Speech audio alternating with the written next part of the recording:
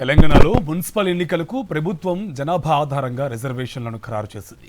121 మున్సిపాలిటీలు, 10 కార్పొరేషన్లలో వార్డులు, chairperson, mayor పదవులకు రిజర్వేషన్లను ప్రకటించింది. ఎస్సీ, ఎస్టీ, బీసీ, మహిళలు, అన్రిజర్వ్డ్ కేటగిరీలకు సీట్లను కేటాయించింది. డెడికేటెడ్ కమిషన్ నివేదిక ఆధారంగా కేటాయించింది.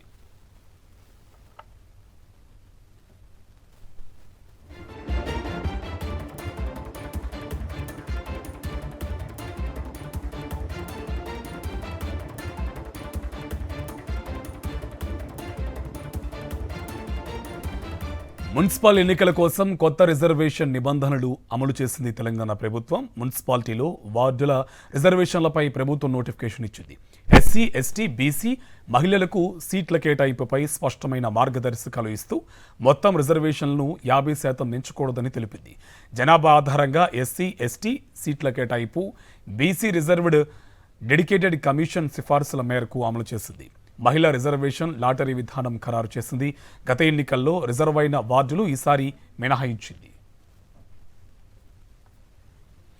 మున్సిపాలిటీలో వార్డుల రిజర్వేషన్లలో 2011 జనగణన ఆధారంగా ఎస్సీ, ఎస్టీ సీట్లను కేటాయించింది.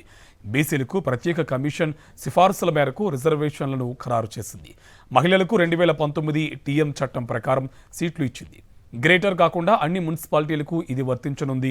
జిల్లాల వారీగా రిజర్వేషన్ పట్టికలు విడుదల చేసింది ప్రభుత్వం. 121 మున్సిపాలిటీలో చైర్పర్సన్ పదవుల్లో బీసీలకు 38 స్థానాలు, ఎస్సీలకు 17, ఎస్టీలకు 5 పదవులు కేటాయించింది. మహిళలకు 31 చైర్పర్సన్ స్థానాలు రిజర్వ్ చేయగా అన్రిజర్వ్డ్గా 30 మున్సిపాలిటీలు ఉన్నాయి. 10 కార్పొరేషన్లలో మేయర్ పదవుల్లో ఎస్సీ, ఎస్టీలకు 1 స్థానం, బీసీలకు 3, మహిళలకు 4 పదవులు రిజర్వ్ చేసింది.